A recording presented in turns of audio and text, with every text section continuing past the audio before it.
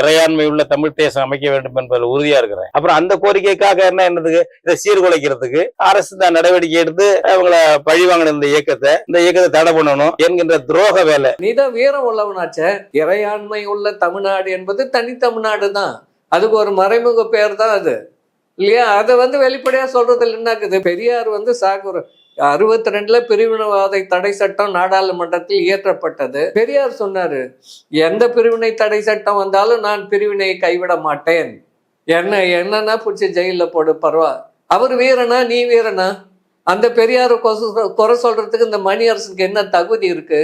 சாகர் வரைக்கும் பேசினாரு, கடைசி கூட்டத்துல கூட பேசினாரு, தியாகராயர் கூட்டத்துல கூட பேசினார். 2000 மைலுக்கு அந்த பக்கம் இருக்கிற நீ யாரா என்ன ஆட்சி பண்றதுக்கு? எங்களுக்கு என்ன இல்லை? மணியரசே சொல்லி இருக்கிற மாதிரி அந்த கடைசி 1973 பிறந்த நாள் அறிக்கையில் நமது லட்சியம் தலைப்பே அதான், சுதந்திர தனி நாடு தான் நமது லட்சியம்ட்டு 95 வயசு கிழமை எழுதினாரு. உனக்கு என்ன கேடு? எழுது.